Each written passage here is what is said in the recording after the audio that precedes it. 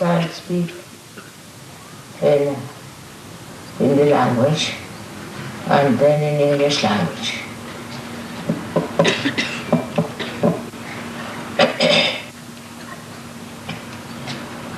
आज हम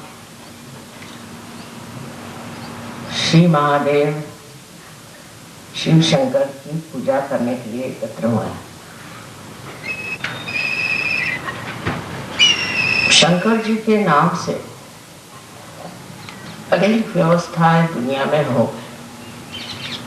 आदि शंकराचार्य के प्रसार के कारण शिव जी की पूजा बहुत जोरों ने मनाने लगा और दक्षिण में तो दो तरह के पंथ तैयार हो, एक जिसको शैवाइट्स कहते हैं और दूसरे जो वैष्णवाइट्स कहते हैं। अब शैवाइट माने शिव को मानने वाले और वैष्णवाइट जो विष्णु को मानने। अपने देश में विभाजन करने में हम लोग बहुत होशियार हैं। भगवान के भी विभाजन कर डालते हैं और फिर जब उसको एकत्रित करना चाहते हैं तो और उसका विद्रूप रूप निकल आता है। जैसे कि एक अय्यप्पा नाम का नया निकल आया है मामला, वो बहुत गलत चीज है और उसमें ये दिखाया है कि विष्णु जी ने जब मोहिनी रूप धारण किया तो उनसे एक बच्चा पैदा हुआ शिव जी से। ऐसे कहीं हो सकता है? ऐसी गलत सलत बातें हमारे देश में बहुत निकल आती है और फिर उसी के अलग अलग संघ बन जाते हैं। कोई ना कोई बहाना झगड़ा करने के लिए मिल जाए तो हिंदुस्तानी बहुत खुश होते हैं। अगर उनके पास झगड़ा करने के लिए कोई चीज नहीं हो तो वो कोई ना कोई कल्पना से ही चीजें निकालते रहते हैं। सो ये दोनों ही चीज एक दूसरे से इस तरह जुटी हुई कि जैसे सूर्य से सूर्य के किरण, शब्द से अर्थ, चांद से चांद। माने ये कि जो सोपान मार्ग बना हुआ है जिसे हम सुषुम्ना नाड़ी कहते हैं, जो मध्य मार्ग, वो विष्णु का मार्ग है और उस मार्ग से ही हम शिव तत्व पे पहुंचते। तो जो मंजिल है वो है शिव तत्व की, शिव की, और जो रास्ता है वो विष्णु का बनाया हुआ है। इस रास्ते को बनाने में विष्णु ने और आदि शक्ति ने मेहनत की।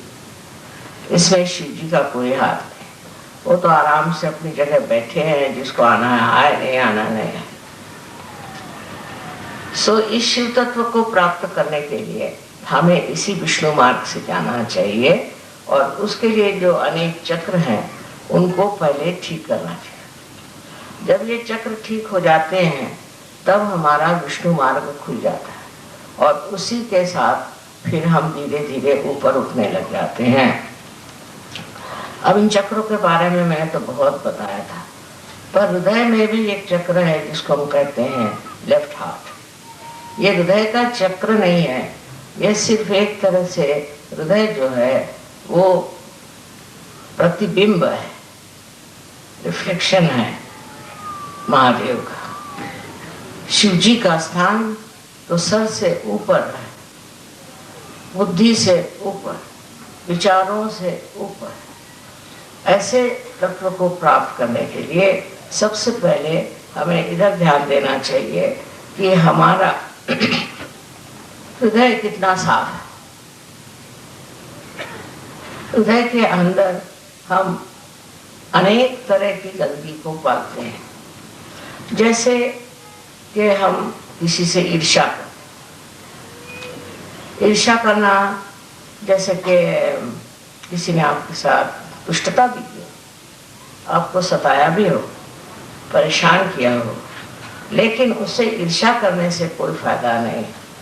आपका हृदय अगर स्वच्छ है तो आपका जो आईना है जिसमें परमात्मा का प्रतिबिंब पड़ने वाला है वो साफ रहेगा। लेकिन आपके अंदर अगर ईर्ष्या तो वो साफ नहीं रह सकता और उसका प्रतिबिंब ठीक नहीं हो सकता। किसी से भी दुश्मनी मोल लेना, किसी के प्रति भी कुछ किसी तरह का हृदय में विद्वेष रखना या बुरी भावना रखना, ये गलत बात है। इसीलिए ईसा मसीह ने कहा है कि सबको माफ करो। माफ करना अत्यावश्यक। और उनसे पहले भी और बाद में भी अनेक साधु संतों ने यही बात कही कि सबको माफ करो। जैसे ही आप माफ कर देते हैं वैसे ही महादेव ऐसी चीजों को अपने हाथ में ले लेते हैं। सबसे जो सूक्ष्म शक्ति है वो महादेव की शक्ति, और वो उसको फिर पूरी तरह से दंडित करते हैं, उसको पूरी तरह से पनिश करते हैं। ये महादेव जी का कार्य है, आपका नहीं। और इसलिए आप ईर्ष्या किसी से करना बहुत बुरी बात है। पर सहयोग में भी मैं देखती हूँ कि ईर्ष्या बहुत, सहयोगियों को एक दूसरे से ईर्ष्या हो जाएगी। अब किसी को ट्रस्टी बना दिया, दूसरे को नहीं बनाया, उसको ईर्ष्या हो जाए।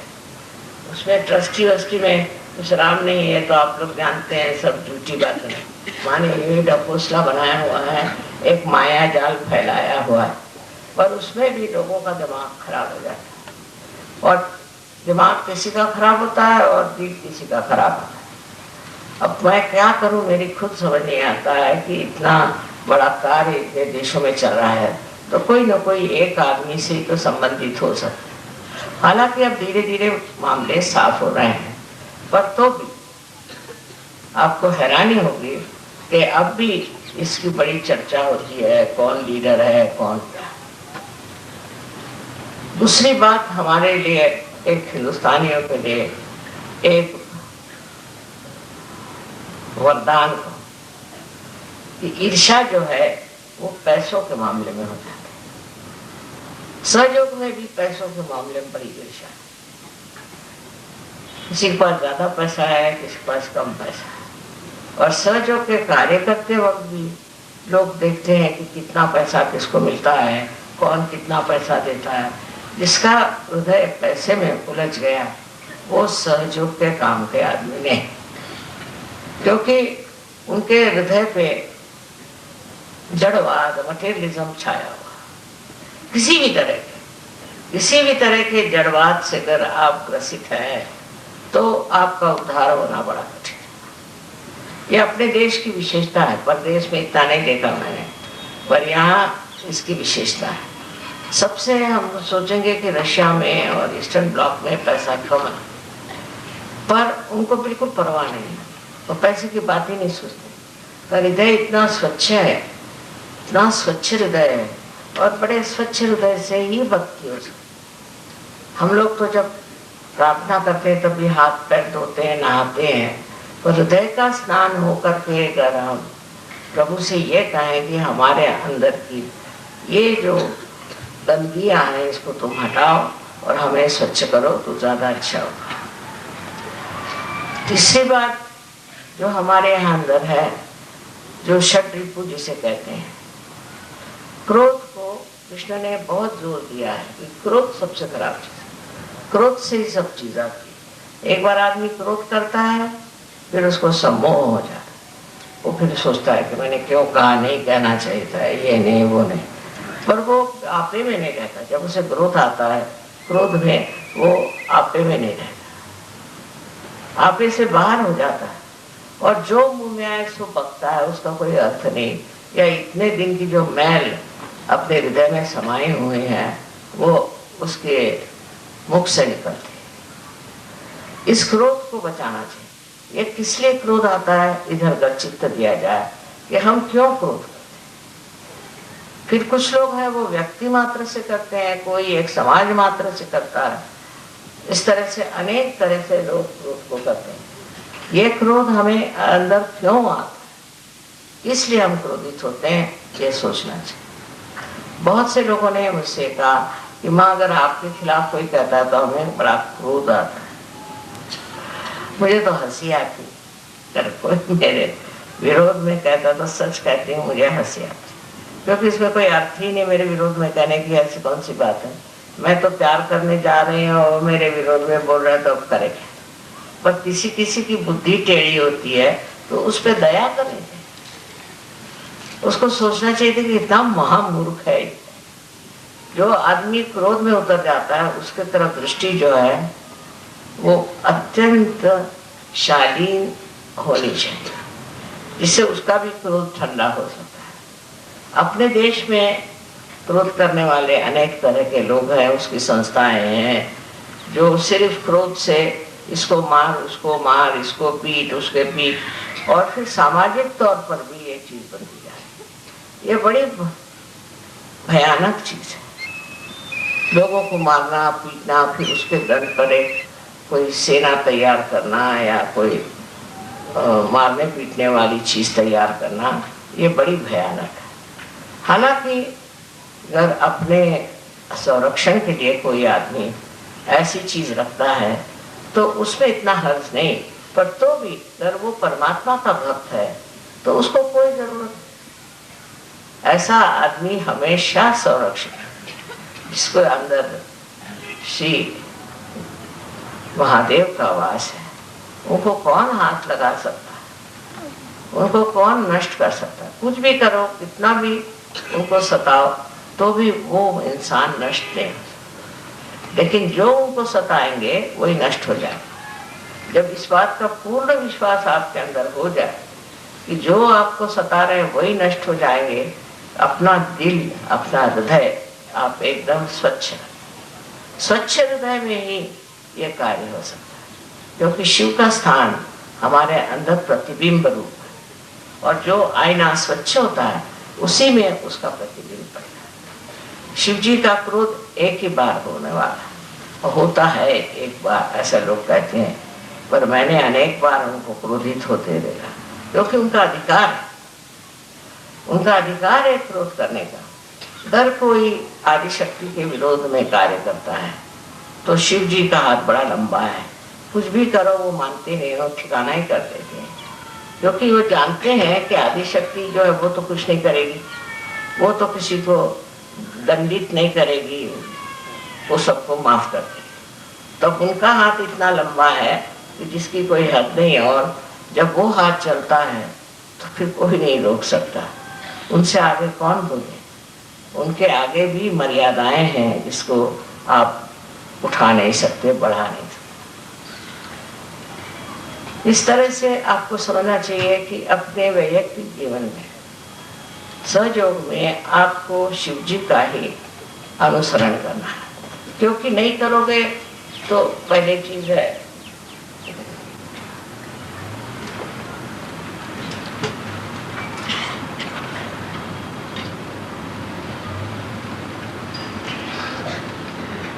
हार्ट की बीमारी हो जाए। ये पहली चीज है, हार्ट की बीमारी हो जाए।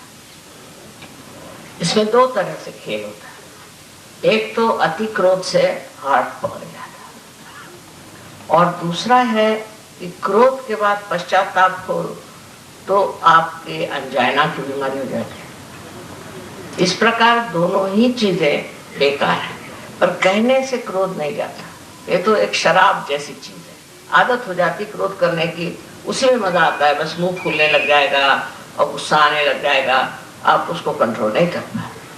तो मैंने ये सोचा कि अगर शीशे के सामने बैठ के आप क्रोध करें अपने ऊपर, अपने को दो चार सुनाएं और शीशे के सामने बैठ के ये कहें कि मेरे जैसा महामूर्ख कोई नहीं, तब ये क्रोध शायद ठंडा हो जाए। ये भी मैं शायद ही कह रही हूँ, क्योंकि कभी कभी ये समस्याएं इतनी उलझी होती हैं कि उसको सुलझाना बहुत मुश्किल है। आगे चल के देखा गया है कि जितना हम किसी चीज पर ध्यान देते हैं और उस चीज के ऊपर हम इसको कहते हैं रिएक्ट करते हैं, किसी ने कुछ कहा फौरन रिएक्शन हो, ये प्रथा ज्यादा विदेश में है। जैसे अब ये कारपेट बिछा, फौरन कह देंगे कि आई don't like it, I like it. ये कौन होते हैं आप कहने वाले? हर एक चीज को आजकल की फैशन है, I like it, I don't like it. हर एक आदमी जैसे कोई बड़ा भारी चिकित्सक है जो कहेगा कि मुझे पसंद है, मुझे पसंद नहीं, ये कहना ही नहीं है। ये कहना ही आपके आज्ञा का लक्षण है कि आप अपने को समझते क्या है कि आप उसको कहते हैं ये मुझे पसंद है, ये मुझे पसंद है। कोई भी चीज को पसंद नापसंद करने का आपको कोई अधिकार नहीं। किसी बेचारे ने बढ़िया तरीके से, समझ लीजिए, आपके लिए फूल दिया तो आप कहेंगे साहब मुझे ये फूल पसंद है। उसके पीछे छिपी हुई उसकी भावना को आप इसलिए नहीं समझ पाते कि आपके अंदर शिव तत्व है। एक छोटी सी भी चीज हो, अगर किसी ने गरीब ने आपको दी है तो उसको आप अगर उसकी भावना को पीछे समझ नहीं पाते, किस प्रेम से वो चीज आए। इसके लिए हमारे यहाँ सुदामा का उदाहरण दिखाया गया है कि वो एक कुरमुरे लेके पहुंचे थे उनके पास में, और उनका कितना मान श्री कृष्ण ने किया। कोई चीज जो प्रेम भाव से देते हैं वो ऐसा ही है जैसे कि एक शीशे को आप पारस पीछे से लगा दीजिए, चमक जाता है। ऐसी ही चीज है, अगर आपके अंदर भावना बहुत सुंदर हो, अच्छी हो, पर पैसा नहीं हो, तो आप कोई छोटी सी चीज भी उनको लेकर दे दें तो दूसरे को सोचना चाहिए आहा क्या बढ़िया चीज। किंतु इस भावना से मनुष्य के अंदर एक सूक्ष्म दृष्टि प्राप्त होती है, जिसको कहना चाहिए कलात्मक, जिसमें कला का प्रादुर्भाव होता है, उसे कला दिखाई देती है। तो आप समझते हैं कितनी कलात्मक चीज है। ये कला है प्रेम की कला, ये प्रेम की कला है। इस कला से आप देख सकते हैं कि इस मनुष्य में इतना प्यार है, कितना मोहब्बती है, कितना प्रेम करने वाला है, कितना सज्जन है, कितना अच्छा है। जब आप ये चीज देखना शुरू करेंगे तब आपकी नजर अपने ऊपर जाएगी और आप ये सोचेंगे कि मैं क्या हूँ, मुझ में इतना प्यार है, मुझ में ये सज्जनता है, मुझ में ये अच्छाइयाँ हैं कि मैं ऊपरी ज़बानी जमा खर्च कर लिया और लोगों को बुलावे में डालता हूँ। वास्तविकता हम अपने ही को बुलावे में डालते हैं। जब हम गलत काम कर रहे हैं, गलत तरीके से रह रहे हैं, जब हमारे जीवन में पूरी तरह की गलत गलत धारणाएं बनी हुई हैं, तो हम किसी को भी सुख नहीं दे सकते और अपने को तो बिल्कुल ही नहीं दे सकते। इसलिए स्वार्थ की दृष्टि से भी, स्वार्थ शब्द बड़ा सुंदर है, स्व का अर्थ जानना चाहिए। स्व माने आत्मा, उसका आप अर्थ जाने। अर्थ जानने के लिए शिव जी की पूजा लोग करते हैं, पर मैंने देखा कि शिव जी की पूजा करने वाले लोग बड़े गुस्से वाले, बड़े क्रोधी, बड़े कंजूस और न जाने क्या क्या होता है। शिव जी जैसे दाता कोई नहीं, शिव जी जैसे प्रेम करने वाला, जो ये प्यार का स्रोत है, जो आज बह रहा है, ये शिव जी के चरणों की लीला है। उन्हीं के वजह से ये कार्य हो रहा है कि मनुष्य प्यार में डूबा जा रहा है। सहयोग के बाद, सहयोग के बाद जब आप स्थिति वो हो जाती है तो आप जीवात्मा कहना चाहिए, या आप अटेंशन जो है, चित्त जो है, वो शिव जी के चरणों में लीन हो जाता है। और शिव जी के चरणों में लीन होते ही क्या होता है कि आपके अंदर जो पंच तत्व के गुण हैं वो भी बिल्कुल सूक्ष्म हो जाते हैं। मैंने आप लोगों से पहले 4 तत्वों के बारे में बताया था, पर 5वां तत्व जिसे कि ईथर कहते हैं अंग्रेजी में, उसके बारे में नहीं बताया, अपने आकाश कहते हैं। आकाश तत्व का ये है कि जब मनुष्य सूक्ष्म स्थिति में जाता है तो उस सूक्ष्म आकाश को भी प्राप्त करता है। वो आकाश जो कि ईथर को चला, उस आकाश को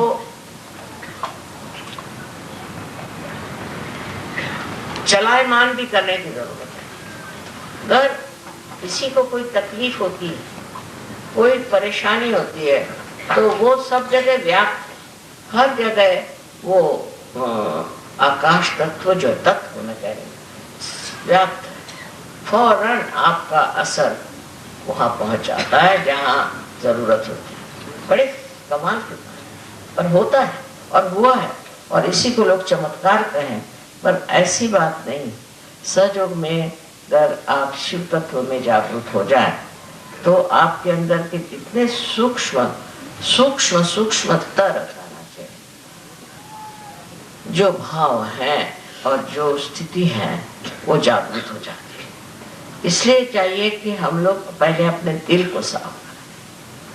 अब दिल के साफ करने में मैंने आपसे 3 रिपुओं की बात करी। अब चौथा रिपु जो हमारे अंदर है वो है मद। मद माने घमंड। जब औरतों में घमंड आ जाता है तो वो आदमियों की चाल चलती है, फिर वो औरतों जैसे नहीं चल सकते। घमंड हम माने बहुत, हम कोई विशेष, हमारी कुछ तो भी ज्यादा या तो पैसे वालों की लड़की है या सुंदर है या सुशिक्षित है या चाहे किसी भी बात, किसी भी बात से अगर घमंड आ जाए तो आदमी औरत जो है वो आदमी जैसे चलने लगती। और जब आदमी को घमंड आता है तो औरतों जैसे चलने लगता, माने बनता ठनता है बहुत, शीशे के सामने घंटों बैठता है, बाल बनाता है, ये करता है वो करता है, सब औरतों के धंधे करता है। बनना ठनना औरतों का काम है। चलते वक्त भी सीधे नहीं चलता, एक विशेष रूप से चलता है। जब पीछे से देखो तो लगे कोई औरत चली जा रही है, मर्दाना पकड़ा। जब आदमी के अंदर ये चढ़ जाता है मद, तो कहते हैं ना मदमस्त हुए, तो मदमस्त हुए तो डोलने लग जाते हाथी के जैसे। उनके सारा ही ढंग अलग अलग हो जाता है।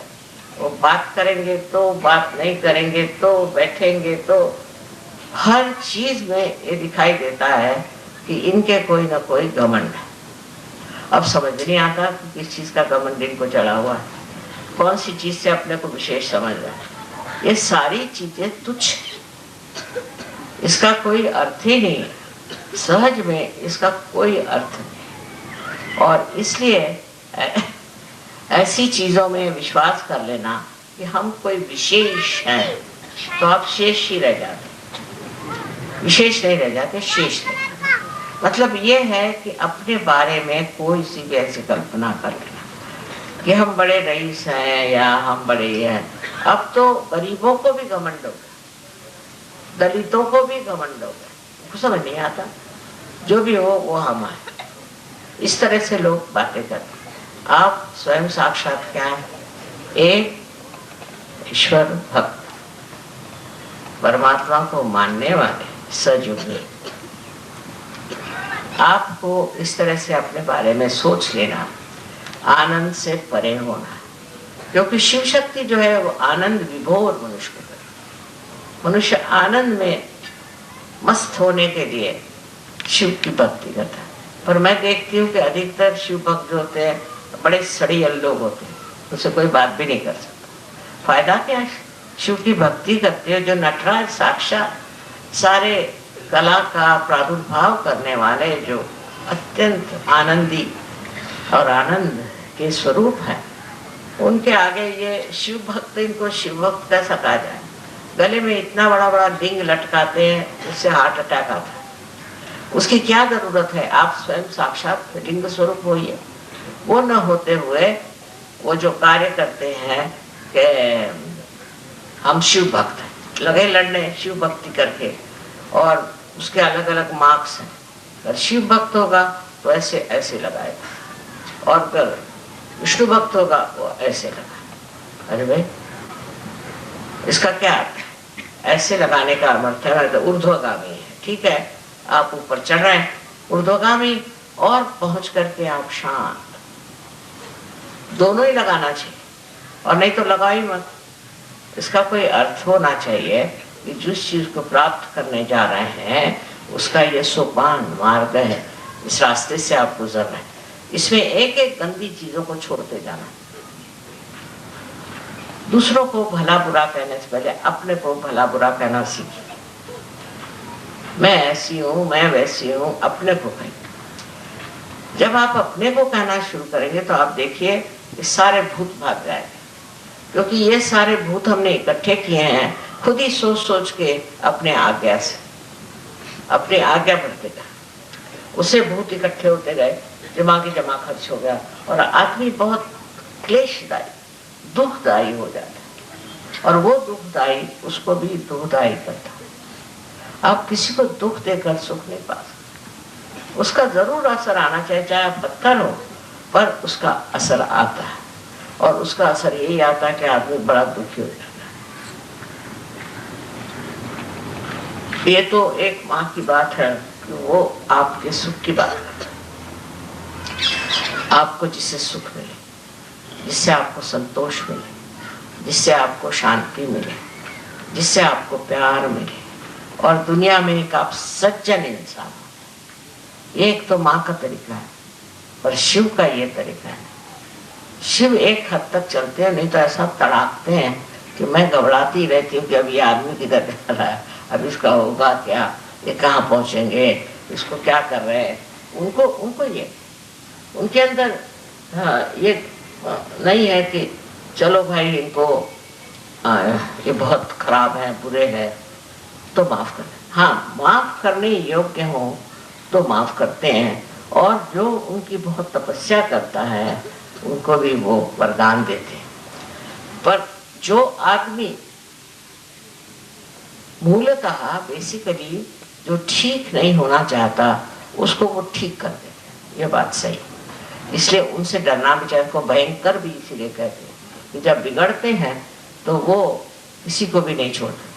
पर उनका सबसे ज्यादा जो बिगड़ना है वो तब होता है जब अंत का, कहते हैं ना कि रात्रि ऐसी आएगी कि सब नष्ट हो जाएगा, उस टाइम में वो अपने क्रोध से सब चीज नष्ट कर देते। ये समय तब आता है क्योंकि मैंने आपसे कहा था कि ये आखिरी निर्णय है, लास्ट जजमेंट है। इसमें आप कौन से रास्ते पे जाते हैं, कहाँ जाते हैं, क्या करते हैं, ये सब पूर्णतया आपके अंदर दिखा जाता है। आपका जैसे कच्चा चिट्ठा बन जाता है, और उसी के अनुसार आप चाहे स्वर्ग में जाएं और चाहे आप नर्क में जाएं। नर्क में भेजने वाले तो शिव जी, मैं नहीं, मुझे कोई मतलब नहीं नर्क से, लेकिन शिव जी को है, वो खींच के आपकी टांग आपको नर्क में डाल देंगे। फिर आप ये ना कहें कि मैं तो माँ का बड़ा वर्शिपर हूँ और मैं माँ को मानता हूँ, तो मुझे क्यों ये ऐसा हो। इसका कारण मैं नहीं, इसने एक बार मुझे माँ कह दिया, उसके लिए मैं कभी कुछ बुरा नहीं सोचती। पर शिव जी की मर्यादाएं अगर मैं हूं तो मेरी मर्यादाएं भी वो। बट इस मामले में सबका, दोनों का स्वभाव बिल्कुल विपरीत होने के कारण आपको बहुत समझ करके, और ईसा मसीह में भी जो 11 रुद्र हैं वो भी यही है। रुद्र की जो भावना है वो भी शिव जी के स्वरूप है, और इसलिए बहुत संभल के आपको रहना चाहिए। इसके बारे में आपको इसलिए वार्निंग देनी है कि सहयोग में भी लोग आते हैं, कोई पैसा कमाता है, कोई बुराई करता है, कोई खराबी करता है, कोई अन्याय करता है। ऐसे लोग तो झटक जाते ही, निकल जाते हैं, पर निकलते साथ शिव जी की कक्षा में आकर फिर मुझे खबर आती कि वो बैंकरप्ट हो गए, वो ऐसा हो गया, वैसा हो गया। मैंने कहा भैया आप मुझे मत बता। जब वो खुद ही छोड़ के भागे अपने संरक्षण से, तो उसे कौन बचा सकता। इसलिए आपको चाहिए कि आप अपना संरक्षण शिव में खोजें। माँ में तो है ही संरक्षण, लेकिन शिव में खोजना चाहिए। उसके लिए ये जो मैंने अभी आपको बताया है कि 5 चीजें, इन 5 तत्वों में जो सूक्ष्म चीज है उसको प्राप्त करना, और उसको प्राप्त करने के लिए आपको ध्यान करना जरूरी है। जो लोग ध्यान करते हैं वो अलग ही दिखाई देते, और जो लोग ध्यान नहीं करते वो अलग दिखाई देते, इसमें कोई शक नहीं। अब जो लोग ध्यान करते हैं पर ध्यान में मन नहीं, ध्यान में प्रवृत्ति नहीं, ध्यान की समझ नहीं, ध्यान में सूझबूझ नहीं, और उसके प्रति एक आलस्य हो, तो वो ध्यान फलीभूत नहीं होता, उससे कोई फायदा नहीं। ऐसा ध्यान हो कि जिससे अंग अंग आपका जो है वो खुश हो जाए, जिससे आनंद की वर्षा। शिव जी का पहला और महत्वपूर्ण जो हिसाब किताब है वो यह है कि वो आपको आनंदित करते हैं, पुलकित करते हैं। उनके नामस्मरण से ही मनुष्य को आनंद मिलना चाहिए, पर उसके अपोजिट होता है, उसके विरोध में ही लोग रहते हैं। जो होना चाहिए वो नहीं होता। ये मुझे बड़ा आश्चर्य होता है कि जिनको हम शिव के भक्त समझते हैं वो इस कदर सूखे रूखे कैसे हो सकते, हो ही नहीं सकते। इसमें एक कारण और भी कि जो बहुत ज्यादा कार्य में रत रहते हैं, बहुत वो राइट साइडेड हो जाते हैं। जब वो राइट साइडेड बहुत हो जाते हैं तो शिव से वंचित हो जाते हैं, शिव से हट जाते हैं और शिव फिर अपना असर दिखाते हैं। अब आपको पता है कि शिव जी की बहन सरस्वती, जो सरस्वती की पूजा करते हैं, माने जो पढ़ते हैं लिखते हैं, ये सब ज्ञान व्यान इकट्ठा करते हैं और इसके अलावा कला में बहुत रुचि रखते हैं, ऐसे जो लोग कला की और जिनकी रुचि है, ऐसे लोग जो हैं जो सरस्वती की पूजा करते हैं, उनकी वंदना करते हैं, उनको सबसे पहले ये जानना चाहिए कि ये शिव जी की बहन है। और आप जानते हैं बहन का रिश्ता बड़ा जबरदस्त होता है। अगर आप इनकी बहन की कहीं प्रवंचना करें या उससे कोई बुरे गुण ले लें या बुरी बातें करें, जैसे कि बहुत से लोग हैं गंदी गंदी किताबें लिख देते हैं, बहुत से लोग हैं जिनके पास ज्ञान है उसको उल्टा सीधा कर देते हैं, ऐसे लोगों पे शिव जी का हाथ बड़े जोर से पड़ता है, क्योंकि उनकी बहन जो है वो बड़ी महत्वपूर्ण है और उसकी प्रवंचना करना माने बहुत ही बड़ा गुनाह है, उनकी दृष्टि में बहुत बड़ा गुनाह है। और आदिशक्ति के लिए भी उनका बहुत कड़क नियम है, इसमें कोई शक नहीं। जरा इसको टिफिन में निकल रहा है। अब जो सहयोगी हैं उनको सबसे पहले अपनी ओर ध्यान देना। मेरा मतलब नहीं कि शीशे के सामने घंटों बैठे रहे, बिल्कुल भी नहीं। शीशे के सामने बहुत बैठना भी एक बीमारी मानी जाती है, पर यह है कि आप अपनी तरफ नजर करें और अपनी तरफ नजर करके देखें कि मेरे अंदर कौन सी खराब, मैं कौन से गलत काम करती। अपने भारतीय संस्कृति में जो कुछ बताया गया है सीधा रास्ता उसे लेना। आजकल नया जमाना आ गया है तो लोग सोचते हैं जैसे भी रहो ठीक, ऐसी बात। हिंदुस्तान में रहते हुए आपको भारतीय संस्कृति के अनुसार पूर्णतया है, आपका सारा जीवन क्रम भी भारतीय संस्कृति से जुटा है, क्योंकि भारतीय संस्कृति में शिव तत्व का बड़ा महत्व है। सबसे ज्यादा जो है शिव तत्व का, और शिव तत्व ने ही हमारी मर्यादाएं बनाई कि इस मर्यादा को आपने लांगा कि आप जो मर्यादाएं हमारे संस्कृति में हैं वो शिव की कृपा से, वो सारी बातें जो हमें बताई गई हैं आज तक कि ऐसे नहीं करते वैसे नहीं करते, छोटी सी लेकर बड़ी तक ये मर्यादाएं शिव ने बनाई और वो इसका इतना जबरदस्त ख्याल रखते हैं कि जैसे ही आप इस मर्यादा को लांघ जाते हैं आप पे उसका असर आता है। अब शिव तत्व में इतनी गलत धारणा भी लोगों ने बना दी। जैसे बहुत से सोचते हैं कि भंग पीने से आप शिव तत्व के हो जाते हैं। बहुत से लोग जो शराब पीते हैं वो सोचते हैं शराब पीने से आप शिव तत्व में डूब जाते हैं। बहुत सारी ऐसी गलत चीजें लोगों ने बना ली है कि ये शिव जी के लिए ये चीज, वो शिव जी ने कर दिया। शिव जी ने तो विष भी पिया था, आप विष पिएंगे? उन्होंने इसलिए पिया था कि संसार का सारा विश्व जो है वो खा ले। इसलिए वो धतूरे को खाते थे कि धतूरा जो है इसमें जहर होता है तो खाते थे। इसी प्रकार आपने सुना होगा कि साईनाथ जो थे वो बहुत तंबाकू पीते नहीं थे, पर वो चिलम में भर के खींचते थे। वजह ये कि महाराष्ट्र में लोग बड़ा ही तंबाकू खाते हैं। हर आदमी, मिनिस्टर भी तंबाकू खाएगा और उसका चपरासी भी खाएगा, और मिनिस्टर चपरासी खाएगा, भाई तेरे पास तंबाकू हो तो दे। इस कदर वहाँ लांछंस पर बिल्कुल तंबाकू का जोर है। हालांकि ये तंबाकू तो वहाँ होती नहीं है, पर पता नहीं क्यों लोगों को तंबाकू को बीमारी है।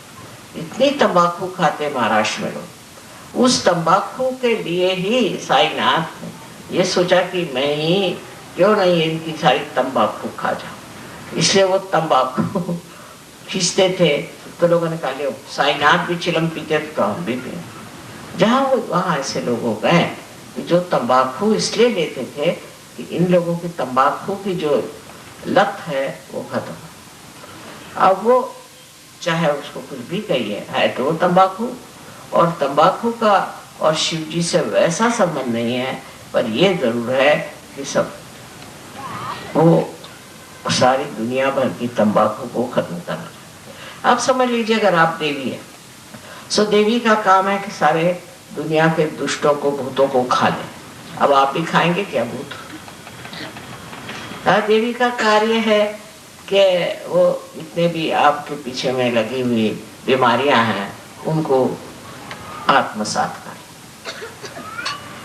तो अब आप लोग करेंगे क्या? ये आपका कार्य नहीं। इसी प्रकार जो कुछ भी साधु संतों ने किया है वो सब करने आप करने के लिए, तो अभी आपकी शक्ति है और नहीं आपका कार्य। आपका कार्य जो है वो अपनी स्वच्छता करना, अपने को ठीक करना। पहले आप उस दशा में पहुंच जाए, तब फिर सब मामला ठीक हो सकता है। पर अगर आप उस दशा में नहीं जाएंगे तो बेकार है। आपके लिए ये सारे उपद्व्याप करने से कोई फायदा नहीं। बहुत सारी चीजें हैं इसका समर्थन हो सकता है गलत तरीके से, पर हमको अगर सही तरीके पे रहना है और सही मार्ग से चलना है तो सर्वप्रथम अपने हृदय को हम स्वच्छ करें। ये जो हमें आदतें लगी हैं, ये आदतें भी सारी हमारे हृदय पे असर करें। इसलिए पहले जमाने में ऐसा होता था कि जो भी विद्यार्थी आते थे उनको जंगलों में सोने कहते थे।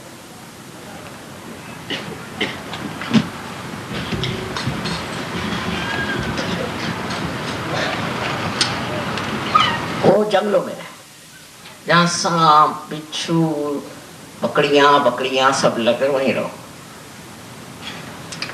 तो तुम्हारे ऊपर ऐशो आराम न चाहे। ज्यादा से ज्यादा झोपड़ी में, जिसको कि गोबर से लिपा हुआ है, उसमें सुलाते थे। और बहुत सादगी का जीवन, कपड़े भी बहुत कम पहने, जिसमें के बच्चों को कपड़ों के प्रति लालच न हो। हमें ये कपड़ा पहनना है, हमें ये जूता खरीदना है, हमें ये खाना खाना है, ये सहयोग कहना नहीं चाहिए।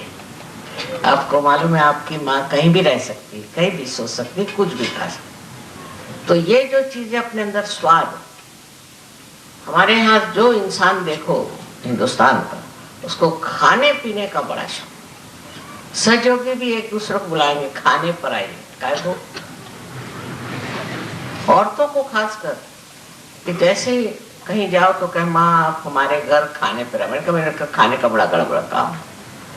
मैं तो किसी होटल में नहीं खा सकती, मैं कहीं नहीं खा सकती, और घर में भी बगैर नमक बड़े चीनी के रहती हूँ। मेरे अंदर अस्वाद है, बचपन से अस्वाद। मैं हर हालत जो मिले सो खाती हूँ, पर हम लोगों की जो जुबान है बड़ी चटोरी है हिंदुस्तानी। चाहे वो यूपी वाले हो, पंजाबी हो, चाहे दक्षिण के हो, खाने के मामले में हिंदुस्तानी बहुत एक्सपर्ट है। और आदमियों को बुद्धू बनाते हैं खाना खिलाते हैं। हमारे हस्बैंड को ये पसंद है, हमारे हस्बैंड को वो पसंद है, करें क्या? उसकी गुलामी करेंगी, हस्बैंड को प्लीज करेंगी, उनको रात दिन खाने पीने की बात करे तो सजोगी नहीं।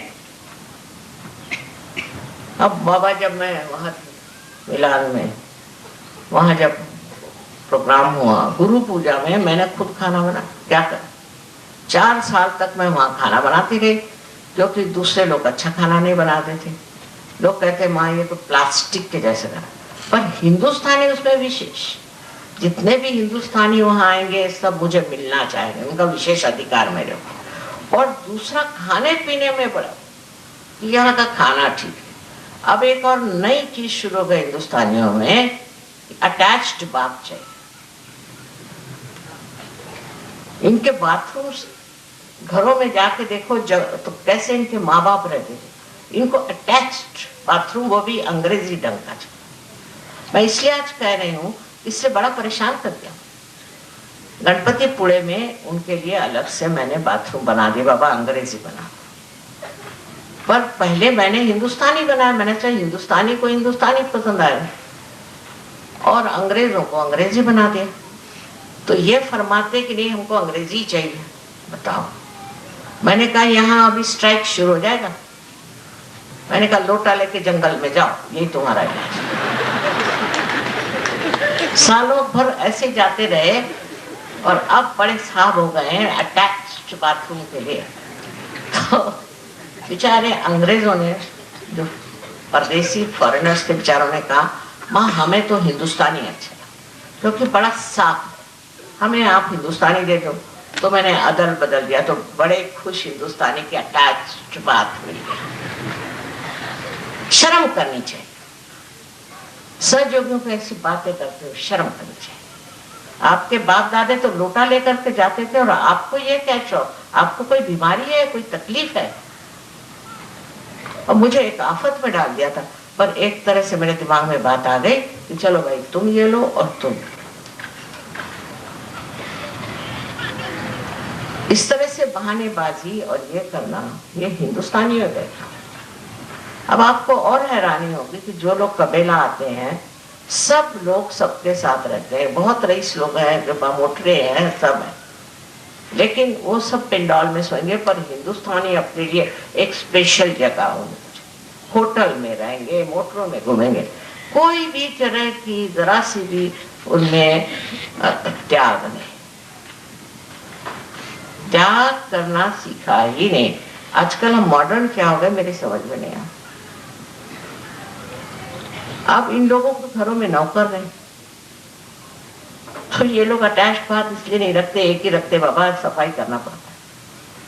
आप लोगों के नौकर चाहता रहे तो चलो 10-10 बाथरूम रख लिए, पर ये सब आते आपको अपने स्वयं के शक्ति से दूर ले जाए। फालतू चीजों में आपका ध्यान जाना, फालतू बातों में आपका हाथ जाना, ये सब आपको एक बहुत ही सर्वसाधारण मनुष्य बनाते हैं। औरतों के आजकल चला हुआ है कि ब्यूटी पार्लर में जाएंगे, शक्ल तो वही रहती है, वहां पैसा खर्चा करेंगी, वहां ये करेंगी, वहां ये करेंगे। हमारे पूना में तो ब्राह्मणों की औरतें स्लीवलेस पहनेंगी, काला चश्मा लगाएंगी और मोपेड पे बैठ के घूमेंगी, समझ में? पूना में जो कि पुण्य पटना है, ये क्या पुण्य का इंतजाम है? इस तरह से हम लोग विदेशी चीज को ले रहे हैं बगैर सोचे कि इसमें शिव का तत्व कितना है। शिव को देखो रंग अड़ंग बैठते हैं अपने ऐसे, वो अपने बारात में भी एक नंदी पे बैठ के गए। नंदी क्यों? क्योंकि नंदी उनका शिष्य है, वो जो बोलेंगे उसमें गर्दन हिलाता है, कुछ भी बोले उनको, इसलिए नंदी उनका सबसे प्यारा शिष्य। अब इस पे बैठ के वो वहां पहुंचे विवाह करने, तो पार्वती जी को तो कुछ ऑब्जेक्शन नहीं था, पर उसके भाई साहब जो विष्णु थे वो जरा कुछ घबरा के क्या चला रहा है, गुलामी है। मेरा मतलब नहीं कि ऐसे दूल्हे आप बन के जाइए, ये मतलब नहीं, पर तो भी उसमें भी ताम झाम दुनिया भर की चीजें करा करके और खर्चे में डालने से फायदा। समझदारी, समझदारी आपका अलंकार है। हर चीज को मान्य कर लेना, हाँ ठीक है, जो भी है ठीक। खाना ठीक है, अब वो किसी के यहाँ खाना खाना जाएंगे और उसकी बुराई करते रहे, मुंह पे नहीं करे, घर पे आके करेंगे, वह क्या खाना बनाया।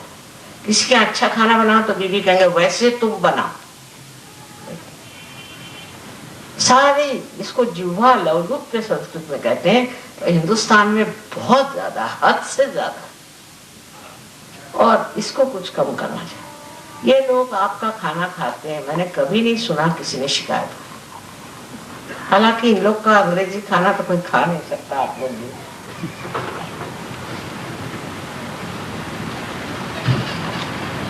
लेकिन इस तरह से अपने ऊपर ये जो लेपन करा रखा है, इससे आनंद में आप विभोर नहीं हो सकते। शिव जी का जो आनंद है उसको तो बताने के लिए लोगों ने कहा था कि आप वैराग्य करो, पहले विराग, हिमालय पे जाओ, एक टांग पे खड़े रहो, फिर कपड़े बिल्कुल कम पहने, नदी में जाके नहाने का और वैसे गीले कपड़ों से ध्यान करो। सारे कष्ट शरीर को देते थे, और गुरु लोग अब भी मारते पीटते हैं, बहुत सताते हैं, ऐसे थोड़ी बैठे बिठाए पार करा दे, ना, काफी आफत कराते हैं, और तब उसके बाद लोग पार होते हैं। पर उनका जो पार होना है वो जम जाता है, स्थिति है। और आप लोगों को ऐसे ही प्यार करा दिया, अब वो बाकी के पीछे की चीजें तो चली रही सर, वो आफत तो चली रही है, अब उसको क्या करें, तो उसको छाटना है। इन सब चीजों को जो हमने जोड़ लिया है, इसको छाटना है, खत्म करना है, और उसको उपद्रव करने की जरूरत नहीं, कि कोई बैराग्य लेने की जरूरत नहीं, घर द्वार छोड़ने की जरूरत नहीं, किसी भी तरह का द्राविड़ी प्राणायाम कहते हो करने की जरूरत नहीं। पर एक चीज जरूर है, एक चीज जरूर है कि अपना ये कम करना चाहिए, कम करते जाना, धीरे धीरे कम करना। अस्वाद अंदर आना चाहिए, बहुत जरूरी है। अस्वाद एक बड़ी भारी चीज है। लोग बहुत नाराज होते हैं अगर खाना उनके समझ में नहीं आया तो थाली फेंकेंगे, कहीं मारेंगे पीटेंगे नौकरों को, पता नहीं क्या। अगर आपके अंदर अस्वाद आ जाए तो बहुत हलवाइयों की दुकानें भी बंद हो जाएंगे मेरे ख्याल। बहरहाल मेरा कहने का मतलब यह है कि शरीर का माध्यम नहीं रखना, शरीर के लिए कंफर्ट है। समझ लीजिए अगर आप पलंग पे सोते, जमीन पे नहीं सो सकते, तो 10 दिन जमीन पे सोइए, कैसे नहीं सो सकते। अपने शरीर को अपना गुलाम बनाए बगैर नहीं, अपने कंफर्ट की बातें जो है वो खत्म करें।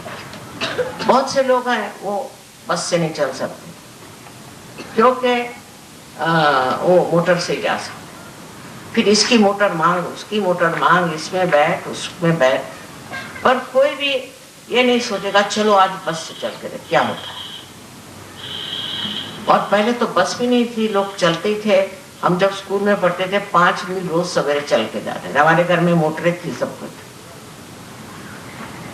ये माँ बाप थी हमारे, पर हम खुद बहुत शौक थे, पैदल चलो, और जूते नहीं पहनते, चप्पल नहीं, हाथ पे लेके चलो, क्योंकि वाइब्रेशंस की वजह से अच्छा था जमीन पे चलना।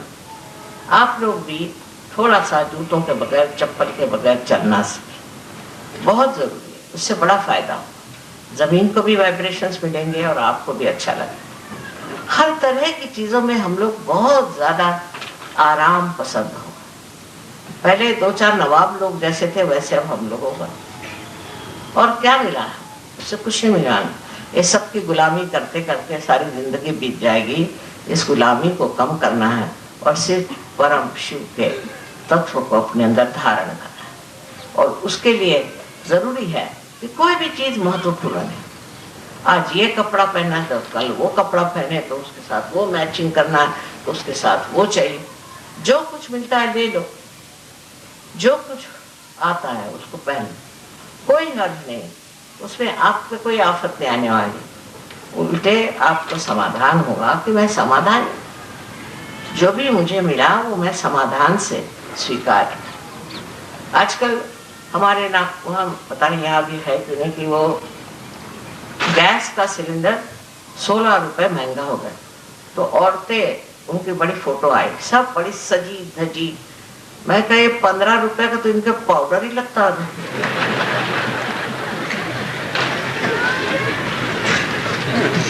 ये लोग कहे कि ये वो जा रहे हैं कि हम जा रहे हैं अब स्ट्राइक पे, काहे के लिए? क्योंकि 15 रुपए बढ़े और तनख्वाहें आपकी इतनी बढ़ गई, वो किसी को नहीं दिखाई। हम अपने सर्वेंट को पहले मतलब कुक को 20-25 रुपए देते थे, आज 2,500 रुपए। अब वो भी शिकायत करेगा, उसको कपड़े भी मिलते हैं, सब मिलता है। कितनी भी तनख्वाह बढ़ जाए तो क्या दाम नहीं बढ़ेंगे? जहाँ तनख्वाह ज्यादा मिलती वहां दाम बढ़ते हैं। वो सोने की बताते ना कि जब लंका में आप सोने की ईंट मिलती, एक साहब गए सोने की ईंट लेने, तो देखा क्या कि एक दिन उन्होंने काम किया तो उनको 2 ईंटें मिली। उसके बाद वो नाई के पास गए उनकी शेव करने के लिए, तो उसने कहा कितना चार्ज कर? 2 ईंटें। जैसी कमाई वैसा खर्चा, एक समझदारी की बात। तो लग गए उसी के पीछे में कि वहां महंगाई हो गई, ये हो गया। मेरे तक शक आता था, मैं तनख्वाह कितनी बड़ी तुम्हारी, बहुत बहुत बड़ी। फिर तुम्हें महंगाई का रोना कैसे? जब तनख्वाह बढ़ेगी तो महंगाई होनी है। आपकी तनख्वाह तो बढ़ जाए और महंगाई न हो, ऐसा कैसे हो सकता? ये सर्वसाधारण चीज है। अगर हमें आ जाए तो सामाजिकता में भी हम शिव का तत्व है।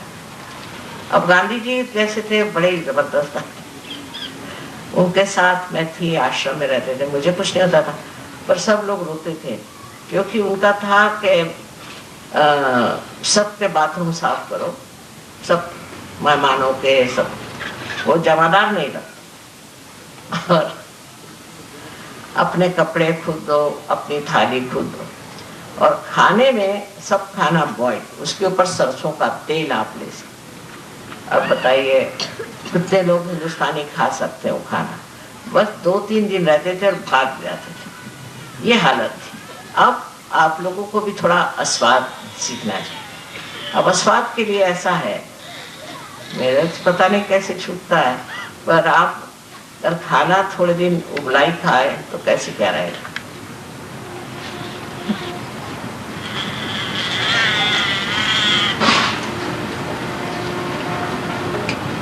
कोई माँ अपने बच्चों को ये नहीं कहेगी, लेकिन मैं क्या करूं, इसमें शिव तत्व खराब हो रहा है।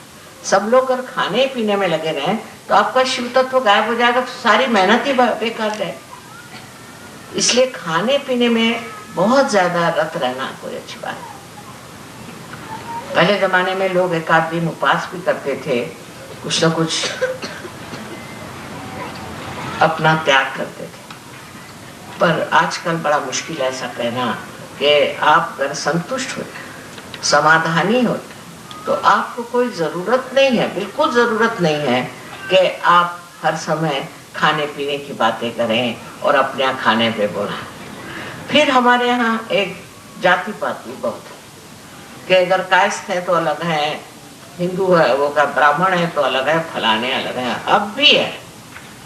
अब क्या होगा कि जो कायस्थ सहयोगी है वो सब एक हो गए, ब्राह्मण सहयोगी एक हो गए। अरे भाई अब तुम सहयोगी हो गए, अब भी काय को ये कर रहे हैं ब्राह्मण और ये। फिर कायस्थों को खाने पर बुलाएंगे और ब्राह्मण ब्राह्मणों को खाने पर बुलाएंगे। अब ये इस तरह की मूर्खता अगर करनी है तो सहयोग में काय को आए? सहयोग में जाति पाति ये कुछ है नहीं, और तो आपकी वही नहीं मिटी जो बिल्कुल मूलतः गलत चीज है, तो अब क्या मिटने वाला है? शिव जी को था क्या जाति पाति? वो तो एकाक्ष को किसी की टांगे टूटी हुई, किसी का हाथ टूटा हुआ, ऐसे सब लूले बुले लेकर के और अपनी बारात में ले गए। तो ऐसे शिव तत्व में आपके लिए बहुत ज्यादा ये कटाक्ष रखना कि हम तो भाई बहुत पर्टिकुलर हैं कि खाना जो है ऐसा। फिर कायस्थों का अलग, ब्राह्मणों का अलग, और जातियों का अलग, राजपूतों का अलग, सबका अलग अलग। अब वही खाना खाएगी। मुझे कभी भी समझ में नहीं आता, आज तक समझ में नहीं आया कि ऐसे अलग अलग खाने में ज्यादा आनंद आता है, तो ये लोग क्यों ऐसा ही खाना मांगते? क्या वजह? बंगालियों को बंगाली, मद्रासियों को मद्रासी।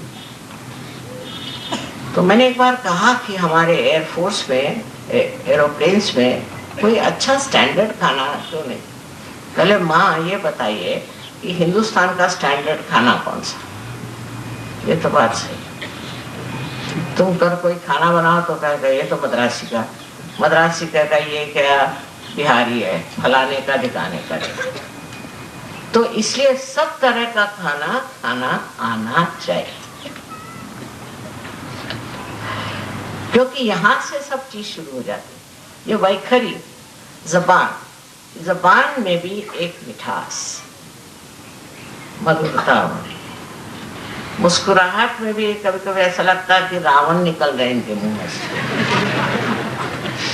तो बोलने का क्या कहना, जब बोलते हैं तो लगता पता नहीं है कौन चंडिका बोल रही कि क्या बोल रही है। औरतें बड़ी तमाशा और आदमी भी बहुत तमाशा। अजीब अजीब चीजें ऐसी बन गई हैं। इसमें शिव तत्व कहा, शिव तो प्रेम का महासागर। वो तो राक्षसों को भी उन्होंने वरदान दिया, राक्षसों को भी जिसने वरदान दिए, ऐसे शिव तत्व को हमारे अंदर अगर लाना है तो हम ऐसी छोटी छोटी बातों में कैसे उलझे, ये हम कैसे कर सकते हैं? ये बताइए।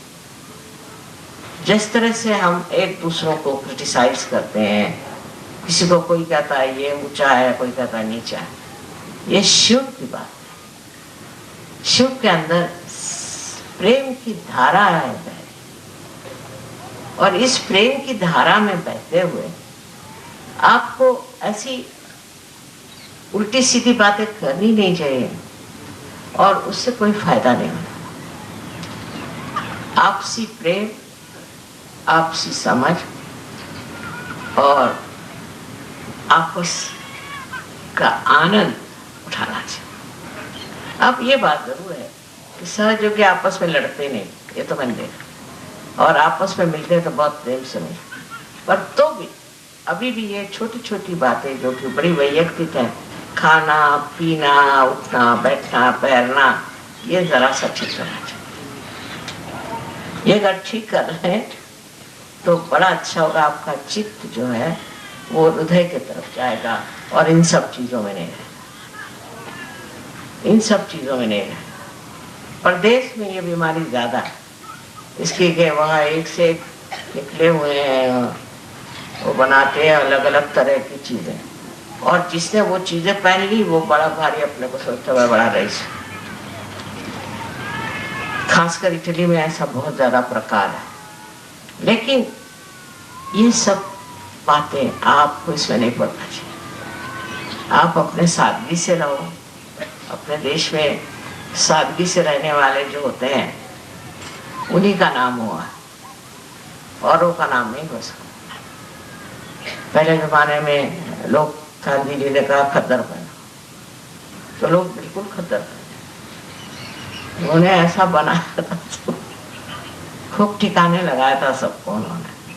पर अब आपको अपने को ठिकाने लगाना है, क्योंकि आप स्वयं आत्मा के प्रकाश, आप स्वयं श्री शिव के शरण में आए। आप खुद को खुद ही ठीक करें।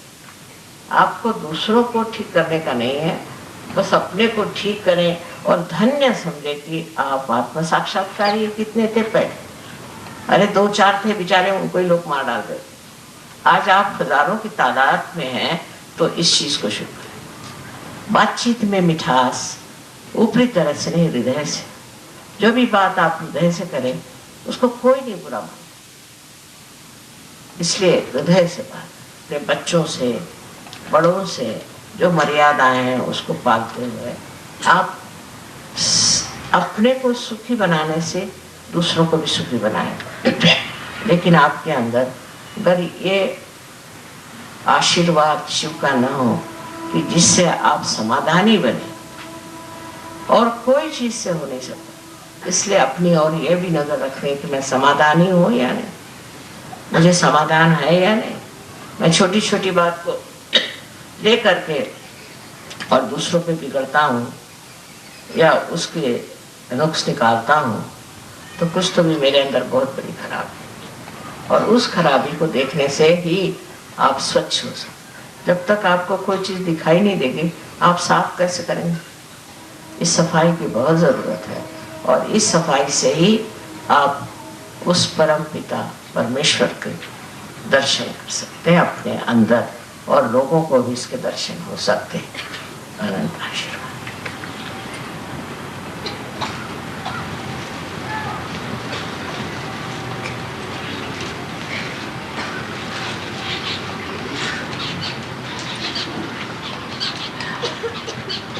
It's a very long lecture I've given in Hindi language, and because there are very few also Sahajogis from abroad, what I was telling them was that about the principle of Shiva is in your heart, and that reflection is not on a chakra but on like a mirror.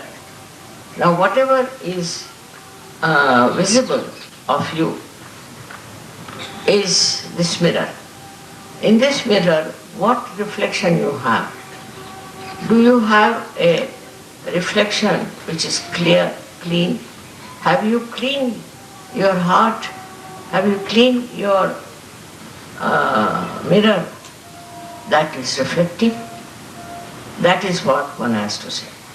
Now what I told them at length was this, that how there are 6 enemies we have got. And all these 6 enemies, one after another, try to corrupt us. Out of that, I've told them about 5. The 6th one doesn't exist much in India, which we call as lust. Is much less. But for foreign countries, one has to know that it is one of the major things that they have in the West, because they think lustful life is the only life worth living. Beyond that is Shiva. And that's why we have to understand that in our heart, the reflection of Shiva is only possible in complete form when we have cleaned our heart. To have malice for others, to have lust for others, to have anger for others, to have envy for others. All these reactions within us act, and our heart becomes like a stone, it cannot reflect. So if you have to reflect the quality of Shiva, which is very important today in this Kali Yuga, there are very few people who are really reflecting the image of Shiva in their own character. So it is important to watch yourself and see for yourself. What's wrong with you? Where is my attention going? Where am I going? What am I doing? If you go on judging yourself and not others.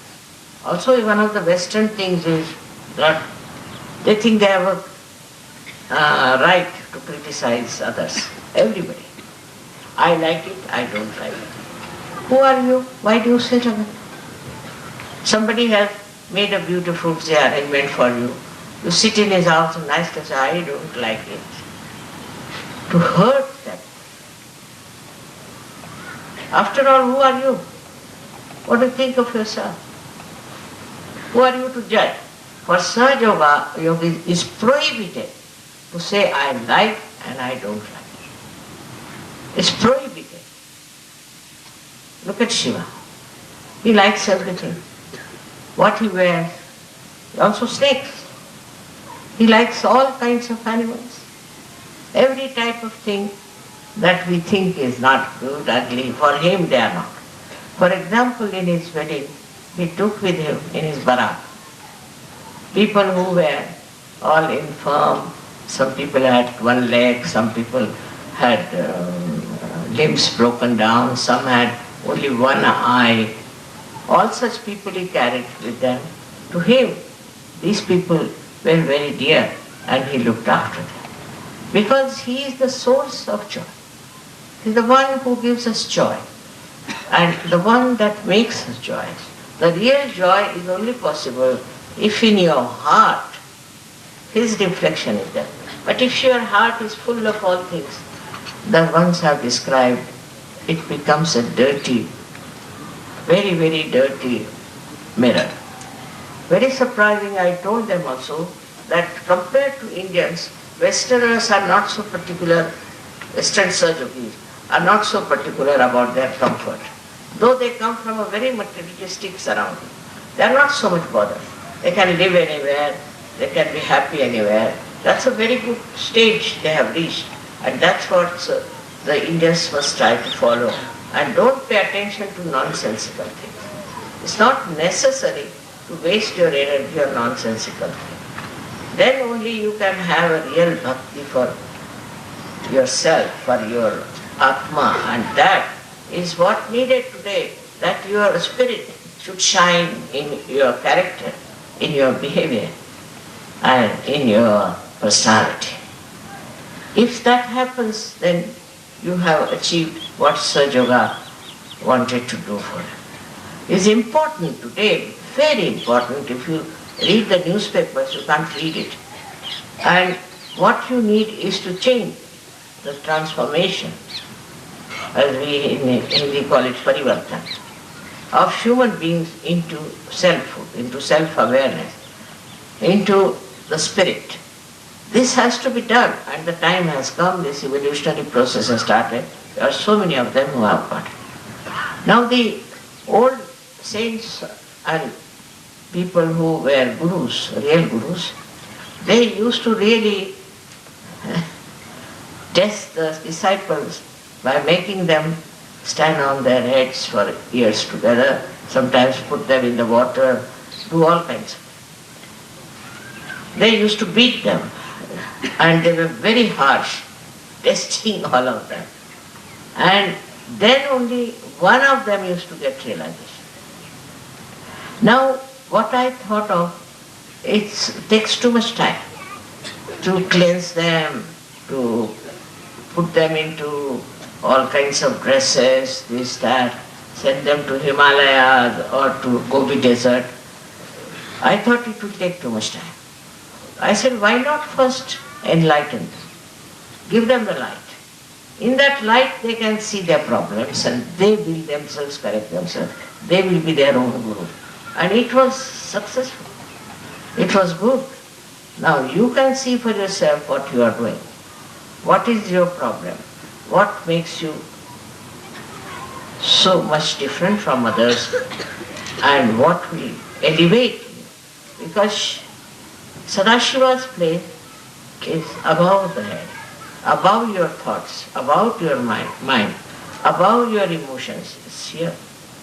And you have to cross this limit only when you do not react to things, and also to you nothing is important than Shiva. Then only it will work out.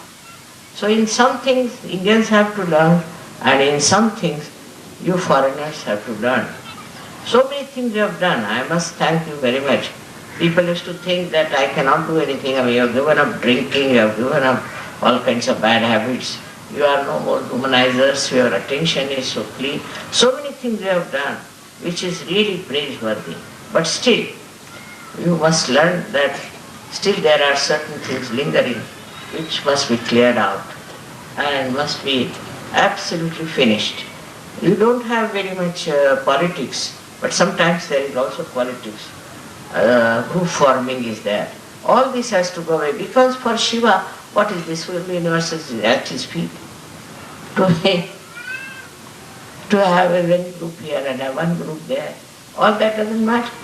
To him, it doesn't come into his head. You see, for a person, like a very big ocean, it touches many shores. But in itself, it's a big ocean. In the same way is Shiva principle. And you all should develop that principle of Shiva. And then see the joy of this great ocean of love. May God bless you.